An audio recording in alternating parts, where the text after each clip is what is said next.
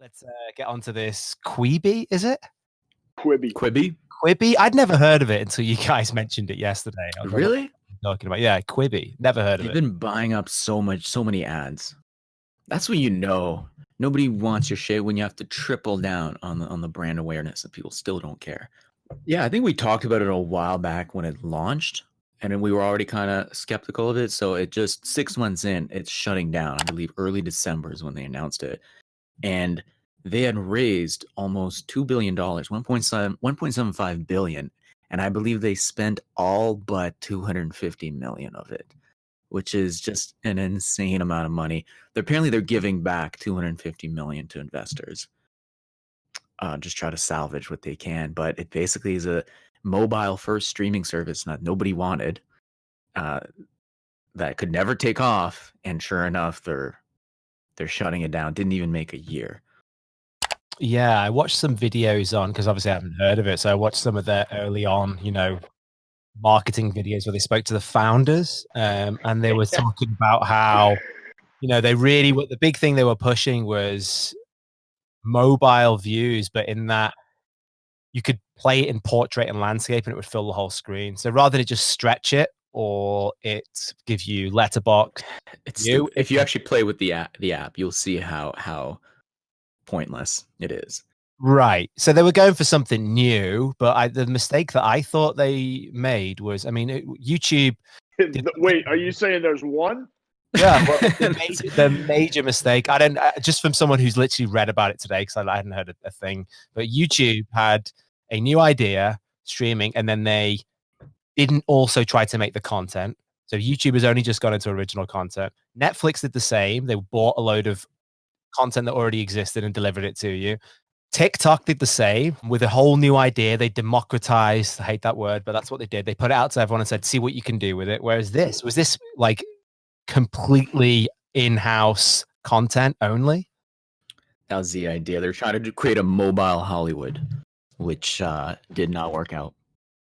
One of the biggest issues for me is this guy, Jeffrey Katzenberg, who founded it, was on such a roll in the entertainment industry that I think he got to a point where he's like, I can do no wrong. And I hear like wealthy investors having the same issue. It's like you just have hit after hit that you eventually you lose all sense of risk, and you just start going for these home runs that you might be ignoring telltale signs that what you're doing is not going to work.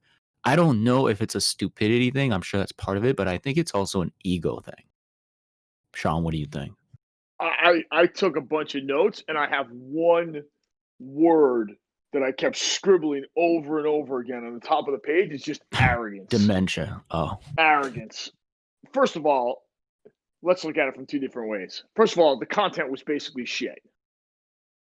It's commercialized Hollywood stuff that might have worked in the 80s. I look at the content, and it's like they're trying to build a network. They're trying to build ABC or NBC. They're trying to recreate it, but on a social platform, on a mobile platform. That's what I took from it. You're having small shows, you're having daily news shows, you're having a bunch of different content for different people. It seems like they're trying to build a network, or at least that's what it seemed like to me. Yeah, and I think arrogance and ego kind of goes hand in hand. We're sort of along the same lines there, which I agree with. When I listened to their interviews, like all they're talking about is what we've done and who we are and the team that we put together. And they were super defensive. Like people were asking them questions, and I'm listening to them answer these questions. And if I was an investor, I would have been extremely worried or cautious about. I mean, they're giving you details. You don't know what you're like. They're answering people. Like, you don't know what you're talking about. People spend, and then they spit out these facts about Katzenberg spitting out these facts about how long people spend on their phone. And I take issue with the person that you talk to who said this. They don't know. Whoa, like you guys are building a company. It's also, hey, listen, it's also hard. And this is where we get into like the arguing about a startup. You're basically running out into the middle of the field and saying, we have the best product and you have to buy it. You're going to take some punches. And their mindset was complete shit. And you saw that. And then if you get in, we can delve into the business model of it. even deeper. Like, well, like you were saying, like I agree with you when you say you don't want to just shit talk them and just be mean, because it's not what it's about. It's about genuinely them ignoring cues and signs from the market that what they're doing is either not working or they got to pivot. And it did descend down into just like, we know what's best. I agree. I think their problems will start before they even get into the market. Like, True. they're telling interviewers and people why their platform is going to be so much better, and people would basically be stupid not to use it. That's insane. And I did a That's video about this a insane. few months ago where I did admire that somebody like Katzenberg would take the risk, because it is rare that like a new studio or a new entertainment platform is launched. You know, you got the NBCs and the HBOs and all that, but something that's brand new, I think he tried to replicate what he did with DreamWorks, which at the time they told him it's crazy to launch a new studio right now. No studio's been launched in 60 years. It's very risky. And he raised, you know, adjusted for inflation, less money for DreamWorks than he did for Quibi. And he took a big risk. And, you know, I'm sure he had his own skin in the game. But for Quibi, it was like he threw all caution to the wind. We got into it yesterday, which is a little bit different, right? You and I disagree on this. What was the thesis again? I'm trying to recall. He had Steven Spielberg. Right. It's like me starting a record label with Drake. What I disagreed on is that like, what are we you were saying about? He went straight from the corporate world to Quibi. That's where I disagreed on. I think the DreamWorks experience was closer to a startup than just working at a Fortune 500 within the corporate structure. I don't know exactly how he ran it, but I'm sure he had his skin in the game, and he had to be a little scrappier than he was with Quibi, it seemed like, because they raised less money. They had to be more cautious. They had to create brand new IP. So it's not like he brought over anything from Disney. So I think there was some overlap. And that's why I thought maybe that would give him the experience he needed. But it sounded like it was just pure arrogance. It's like, I've been in the game so long that whatever I touch turns to gold. And I don't care what people say. Oh, they're requesting that they're able to stream the Quibi shows to their TV. No, it's mobile only. It's like just bluntly ignoring your customers. But Jobs does the same thing. It's just, it works. This is like we're picking.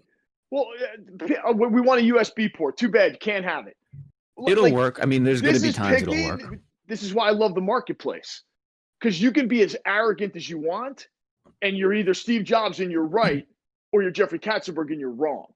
The difference that I see in the two of them is Jobs is exactly what we were just talking about. Jobs is a behaviorist.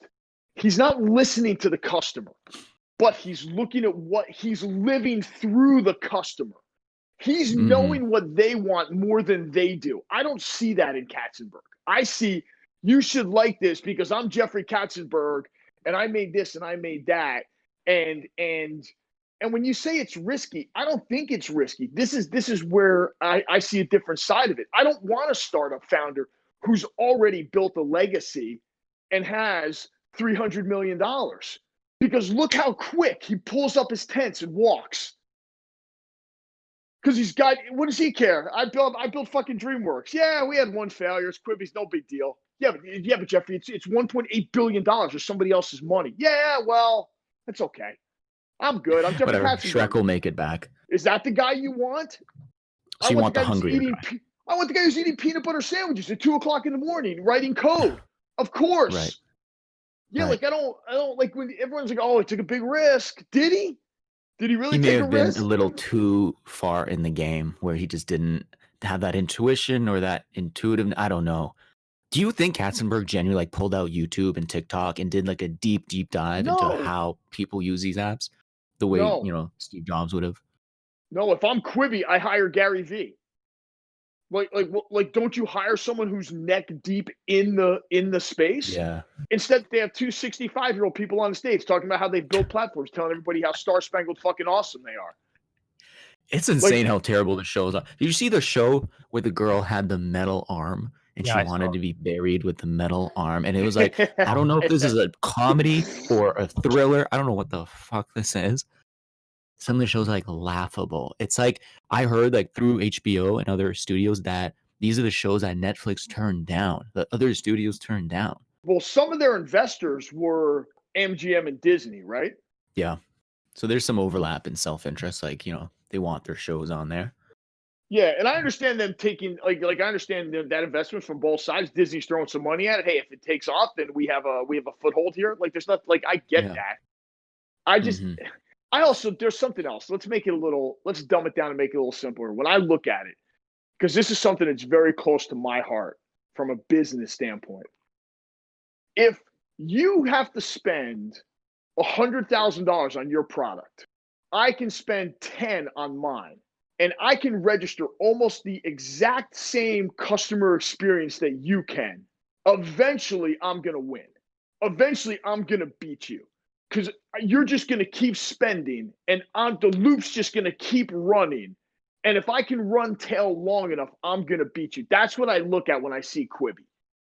You guys are spending hundreds of millions of dollars to create content and YouTube's getting it for free. So you're competing with a platform that doesn't pay for their content. Like there's no way you can win that battle long tail. It's impossible. Yeah, they could have pivoted to a more user-generated model. They can't. They burn too much cash. That would have made way more sense if they did that from the start. I'm not sure what their USP was. I have no idea what that company does. So I'm still to understand what that company does. So what are they selling? Are they selling portrait video? No, they're selling short video. Okay, but it's not user generated. So what am I paying for? It's not like, hey, where do I get Avengers? Oh, you've got to go to Quibi. Hey, where do I get Star Wars? Oh, you got to go to Quibi. No, we're doing a whole new thing. No one really understands what it is, and you have to pay for it. And no one can name a single fucking show that's on it. You just said show with the girl with the robot arm. I think that's what you said. No one knows what they're selling. What are they selling? It's called Quibi. And it's short and it's on phones. Well, what's on it? Not you, bites. And you've got to pay for it, and it's not anything you know. I wonder why I lost $1.5 billion. They're trying to do two things at once. They're retarded. Right, like it would have been different if the shows were good. I hate to criticize. Why? That's the problem with it. They didn't have anything. They weren't selling anything. They were literally trying to sell. Like people think people are spending their time now, and we've got into this whole attention economy stuff. So for people to part with money, they need to be getting something tangible. They weren't selling anything. No one even knows any of the shows that were on it. It's not like the Late Show with Jimmy Fallon is only on Quibi. Now, there was nothing went there. They tried. They brought back a couple of franchises like Punk'd, Reno 911. Punk'd was on. They try to bring in these old. They try to reboot these old kind of like Sean was saying daytime television shows from like the early 2000s. And it was just so out of touch with what people like now because they didn't have. It's not like they poached 10 really good content creators from YouTube and they said, hey, like, what do the people like now? Make that for us. They went and they listened to pitches from other studios and they're like, yeah, let's reboot Punk'd with Chance the Rapper. And it's like, they got the funding and then everyone got on the gravy train for it was like government money. Everyone cashed the fuck out. Like Chris, where did that $1.5 billion go? Everyone's buying. Liam Hemsworth is on it. He has a show and it's like a 10-minute show. And it's like he probably made several $100,000 for this like show that he took a few weeks to film. Everyone jumped on it. It's like the Emperor's New Clothes type of situation. So yeah, would I have wanted to be on it? Yeah. Yeah, I would give me a few $100,000. I'll sing your praises from the rooftop. And that's what happened. Everyone was talking about how sick it was. I looked for stuff I didn't even come across. Chrissy Teigen, she kept talking about how amazing it was because she had a lawyer show, like a fake courthouse drama show on the thing. It's a case study in how not to make a media company. Come up with a whole new concept and insulting your viewer. Anything over to it. It's a joke. Yeah, absolutely. You're paying Chrissy Teigen $200 million, and what people really want are fucking cat videos. And the fact that you don't understand that is. They need to buy relevant IP. Just buy some relevant IP. Say The Mandalorian is on Quibi. The way Mixer brought over Ninja from Twitch, right? Like you're bringing an established audience with you. Sure, that didn't work out, but why not go to a PewDiePie type of guy and be like, hey, we got this new thing. You got 10 million subscribers. Here's a fat check. It's less than what we paid, some Hollywood A-lister, but it's still good. They could have done that. I don't get why they didn't. Or at least mixed it in. Well, that's where I think you get into the arrogance. Yeah.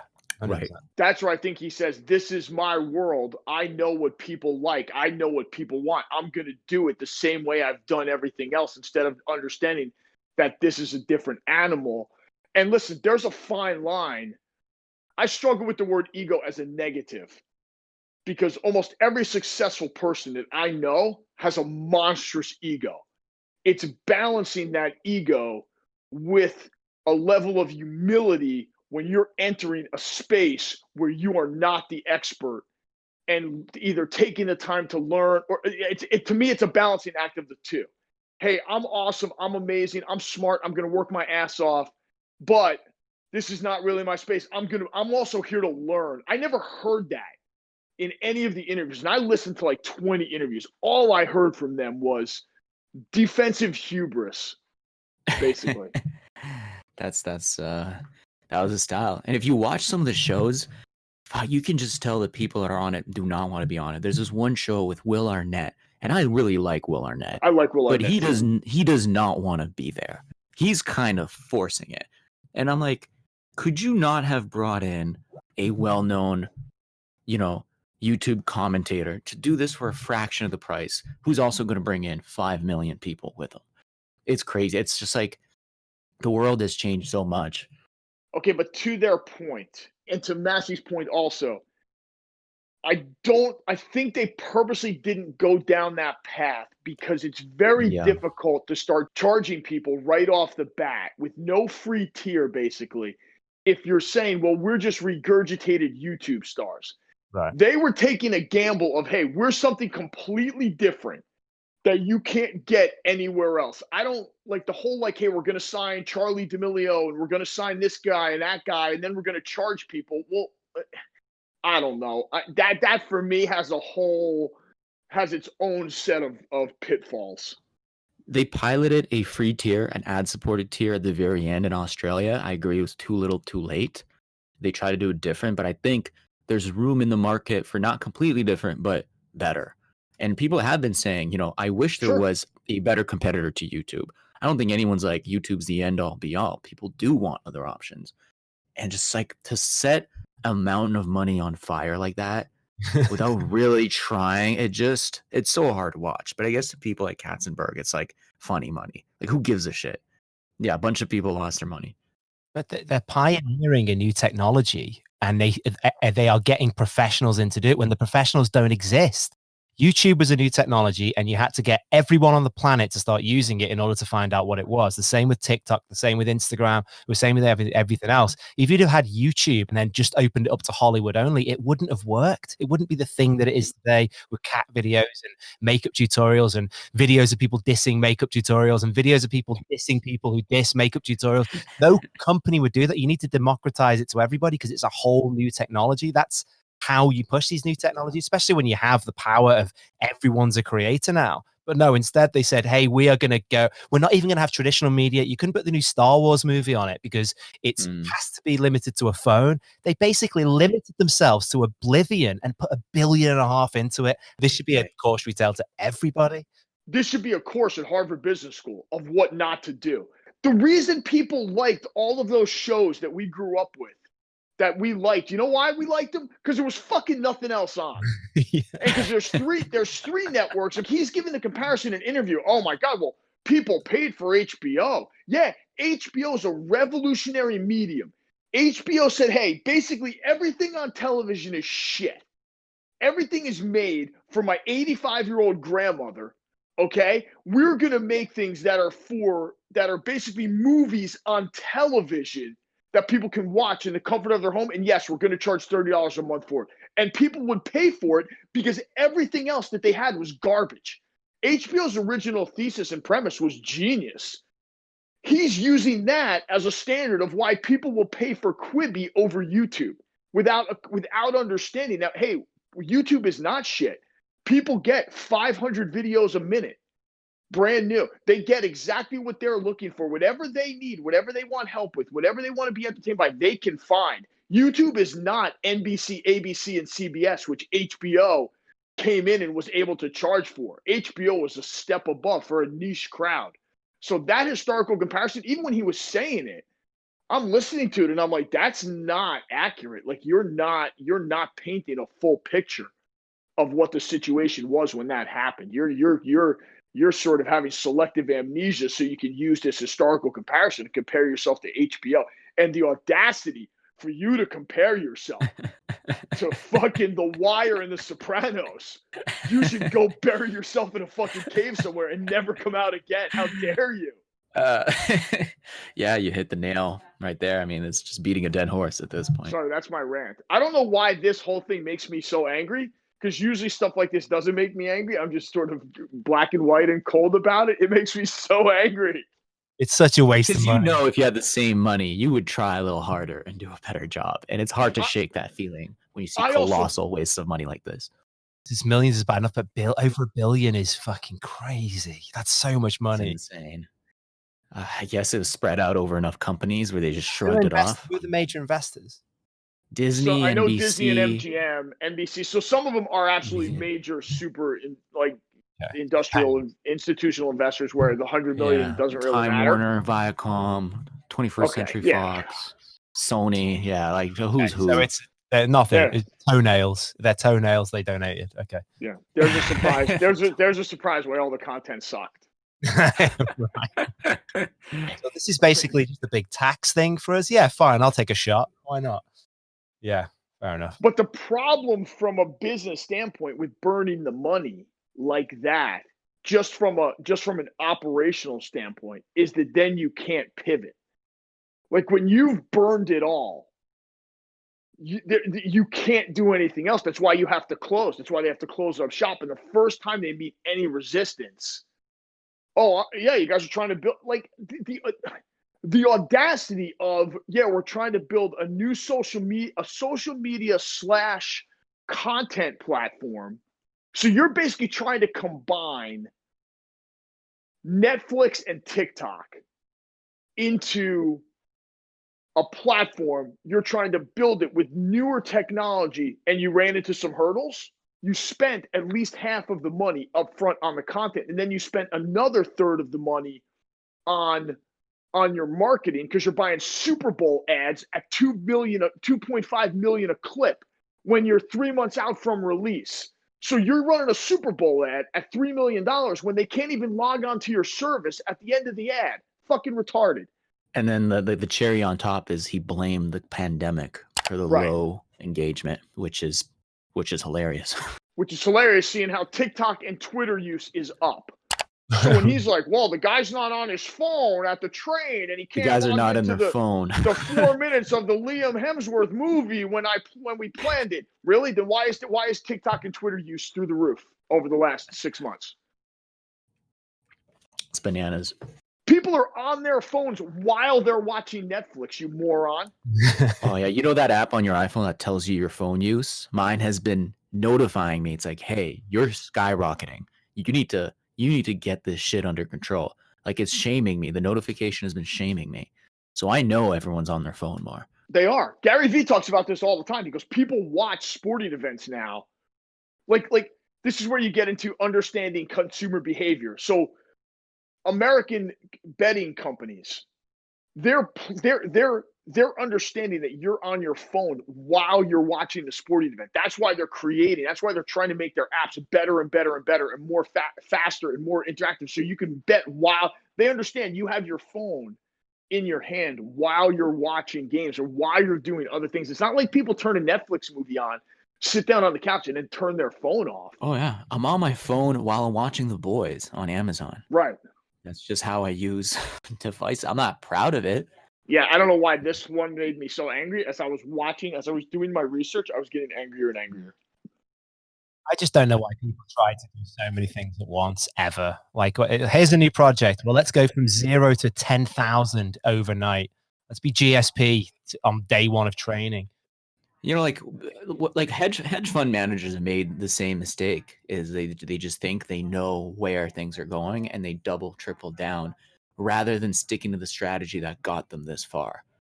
You know, I don't think Katzenberg did it from day one. I don't think when he did The Lion King in the early 90s, he went all in on it, over budget, just like putting all the eggs into it. I think he had moderate hit after hit until he built a reputation for himself. And then he just went off the rails. I mean, that's what happens to investors and I'm sure to athletes and anybody that starts getting successful.